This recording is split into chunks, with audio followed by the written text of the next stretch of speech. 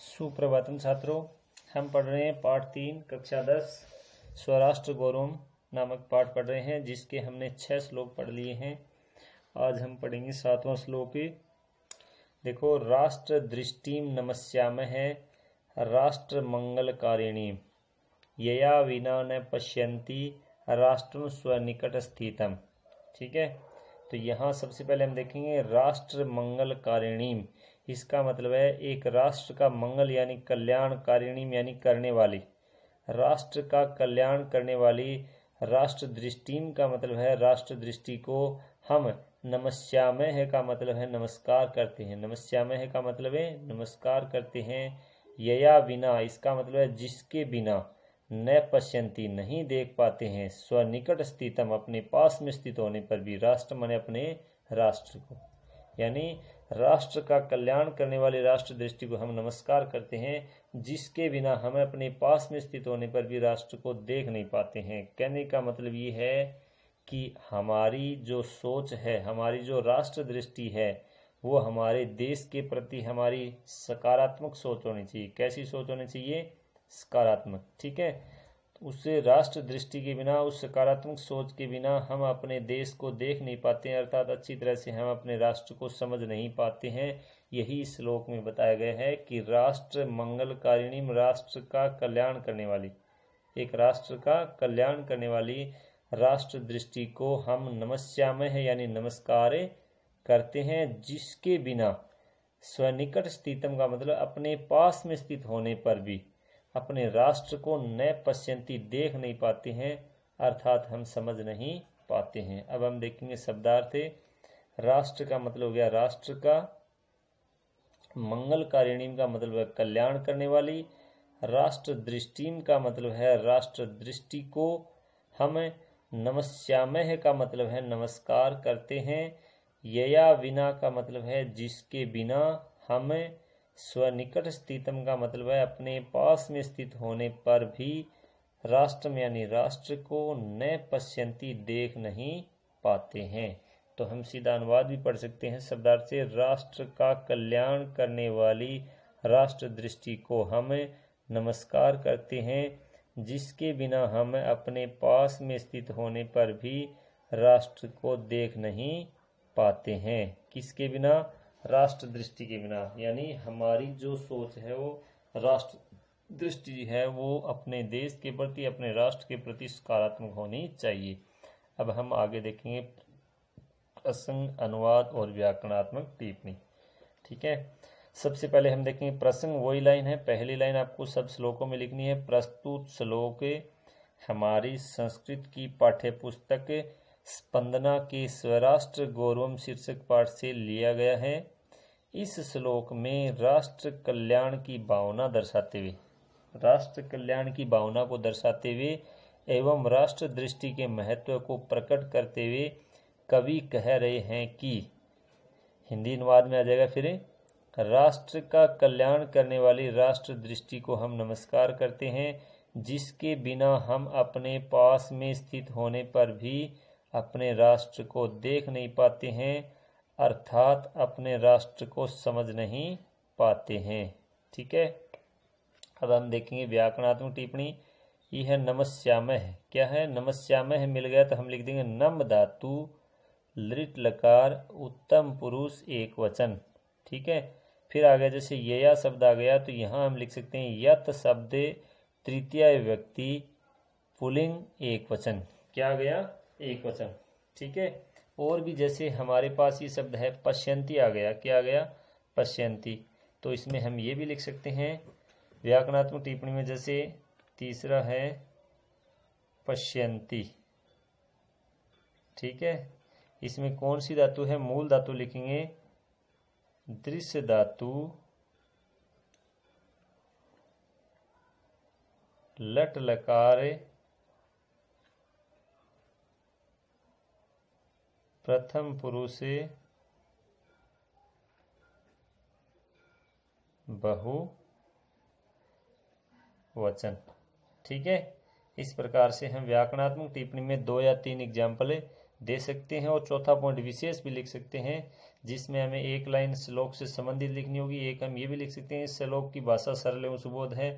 दूसरी लाइन हम श्लोक के अंदर क्या दिखाया गया है, क्या चीज़ बताई गई है। जैसे इसमें बताया गया है कि इस श्लोक में राष्ट्र कल्याण की भावना दर्शाते हुए एवं राष्ट्र दृष्टि के महत्व को प्रकट करते हुए, अर्थात उसमें राष्ट्र दृष्टि के महत्व को प्रकट किया गया है, ये लिख सकते हैं। राष्ट्र कल्याण की भावना को दर्शाया गया है एवं राष्ट्र दृष्टि के महत्व को प्रकट किया गया है। ये जो लाइन हमने प्रसंग में लिखी है वही हम विशेष में अलग से लिख सकते हैं। ठीक है, अब हम देखेंगे अगला 8वां श्लोक।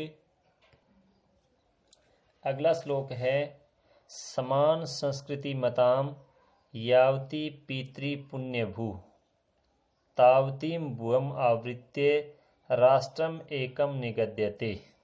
ठीक है, समान संस्कृति मताम का अर्थ है एक समान संस्कृति को मानने वाले लोगों की। यावती का मतलब है जितनी, पितृ का मतलब है पैतृक, और पुण्य भू का मतलब है पुण्य यानी पवित्र, भू यानी भूमि है। एक समान संस्कृति को मानने वाले लोगों की जितनी पैतृक और पवित्र भूमि है। तावतीम का मतलब है उतनी, भुवम का मतलब है भूमि से, आवृत्य यानी ढके हुए, भाग को, एकम राष्ट्रम एक राष्ट्र, निगद्यते यानी कहा जाता है कि एक समान संस्कृति को मानने वाले लोगों की जितनी पैतृक और पवित्र भूमि होती है उतनी भूमि से ढके हुए भाग को एक राष्ट्र कहा जाता है। कहने का मतलब है कि एक राष्ट्र जो बनता है वो राष्ट्र या देश एक समान संस्कृति वाले लोगों को मिलकर बनता है, यानी उस देश या उस राष्ट्र में एक समान संस्कृति को मानने वाले लोग निवास करते हैं। अब हम देखेंगे जैसे शब्दार्थ है। समान संस्कृति मताम का मतलब हो गया एक समान संस्कृति को मानने वाले लोगों की। यावती यानी जितनी, पितृ यानी पैतृक, और पुण्य भू यानी पवित्र भूमि है। तावती मानी उतनी, भुवम यानी भूमि से, आवृत्य यानी ढके हुए, भाग को, एकम राष्ट्रम यानी एक राष्ट्र, निगद्यते यानी कहा जाता है। यानी ऊपर से देखेंगे अनुवाद हो जाएगा एक समान संस्कृति को मानने वाले लोगों की जितनी पैतृक और पवित्र भूमि है उतनी भूमि से ढके हुए भाग को एक राष्ट्र कहा जाता है। ठीक है, अब हम देखेंगे प्रसंग। इसमें दिया गया है प्रस्तुत श्लोक हमारी संस्कृत की पाठ्य पुस्तक स्पंदना के स्वराष्ट्र गौरवम नामक पाठ से लिया गया है। इस श्लोक में एक समान संस्कृति को मानने वाले लोगों के भूभाग को एक राष्ट्र बतलाते हुए कहा गया है। क्या बताया गया है कि एक समान संस्कृति को मानने वाले लोगों का जो भूभाग है उसे एक राष्ट्र कहा जाता है, ये इसमें दर्शाया गया है। ठीक है, अब हम देखेंगे हिंदी अनुवाद। एक समान संस्कृति को मानने वाले लोगों की जितनी पैतृक और पवित्र भूमि है उतनी भूमि से ढके हुए भाग को एक राष्ट्र कहा जाता है, अर्थात एक राष्ट्र में एक समान संस्कृति को मानने वाले लोग रहते हैं। ठीक है, अब हम देखेंगे व्याकरणात्मक टिप्पणी। जैसे इसमें लिख रखा है भुवम आवृत्य, तो यहाँ हमने अलग अलग करके लिख दिया भुवम प्लस आवृत्य। यहाँ कोई संधि नहीं है, यहाँ हुआ है संयोग। क्या हुआ है? संयोग, यानी मैं के बाद एस आ स्वर आ गया तो मैं में आ मिल गया, ये एक संयोग हुआ है। क्या हुआ है? तो हम यहाँ संयोग लिख सकते हैं। फिर है आवृत्य।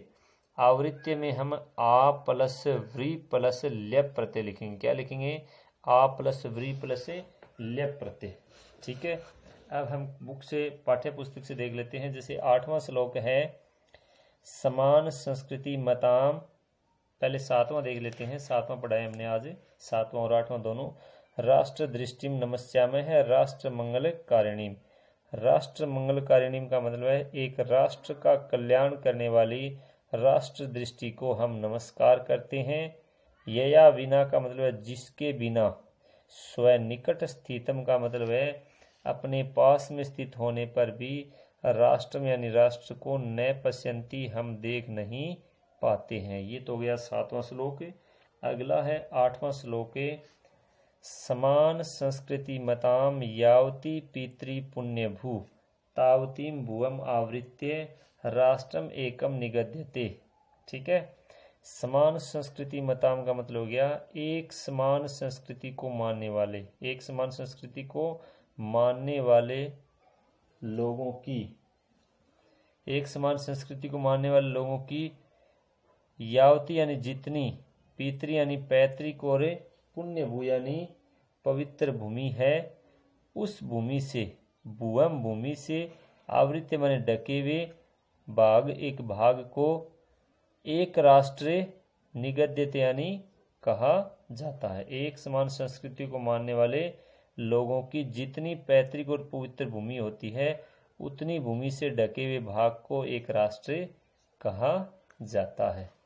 ठीक है, अगला श्लोक आगे हमें ये 3 श्लोक कल पढ़ लेंगे। अभी मैं आपको बुक से पढ़ा देता हूँ, आपको कल इसके नोट्स मिल जाएंगे और वीडियो भी प्राप्त हो जाएंगे। अगला श्लोक हम देखेंगे 9वां। पितृभूत्वम पुण्यभूत्वम द्वयम यस्य न विद्यते।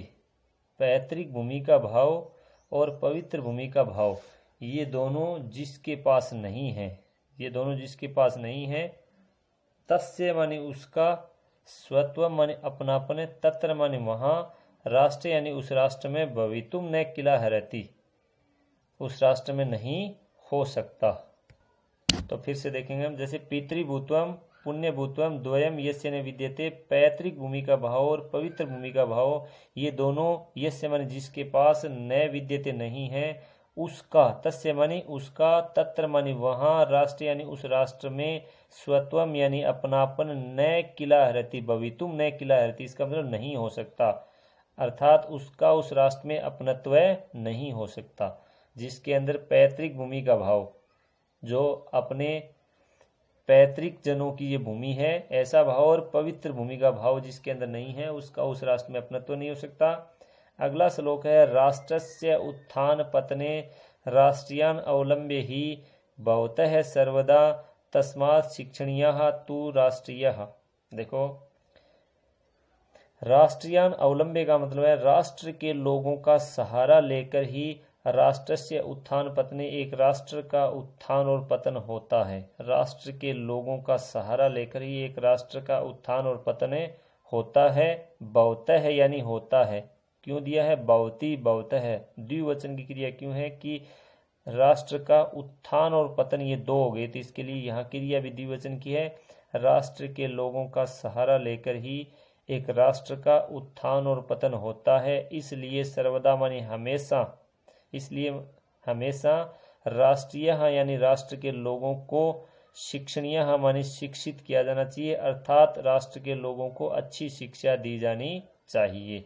ठीक है, फिर अगला श्लोक है विद्या शस्त्रम च शास्त्रम च द्वे विद्ये प्रतिपते। शस्त्र विद्या और शास्त्र विद्या, प्रतिपतय का मतलब है ज्ञान प्राप्ति के लिए, द्वे विद्ये का मतलब है 2 ही विद्याएं हैं। शस्त्र विद्या और शास्त्र विद्या ज्ञान प्राप्ति के लिए 2 ही विद्याएं हैं। शस्त्रेण रक्षिते राष्ट्रे, शस्त्र के द्वारा राष्ट्र के सुरक्षित होने पर शास्त्र चर्चा प्रवर्तते, शास्त्र चर्चा संभव हो सकती है। यानी 2 प्रकार की विद्याएं बताई गई हैं, शस्त्र विद्या और शास्त्र विद्या, यानी ज्ञान प्राप्ति के लिए 2 प्रकार की विद्याएं बताई गई हैं। शस्त्र के द्वारा राष्ट्र के सुरक्षित होने पर शास्त्र चर्चा संभव हो सकती है। कहने का मतलब है जिस देश अथवा जिस राष्ट्र की शस्त्र विद्या मजबूत है उसी देश में शास्त्र विद्या संभव हो सकती है। ठीक है, ये 3 श्लोक हो गए। ये 3 श्लोक आपको कल वीडियो के द्वारा उपलब्ध हो जाएंगे और नोट्स भी मिल जाएंगे। आज हमने 7वां और 8वां श्लोक पढ़ा है, और साथ साथ जो पीछे के श्लोक हैं 1 से लेकर 6 तक के, वो भी आप साथ में रिवीजन कर लें। जिस दिन आपको जो 2 श्लोक पढ़ाए गए उनको 2 बार रिवीजन करने के बाद पीछे वाले श्लोक भी साथ में पढ़ते रहें। ठीक है, ये 3 श्लोक हैं, ये आपको कल प्राप्त हो जाएंगे। आज के लिए बस इतना ही। जय हिंद, जय भारत।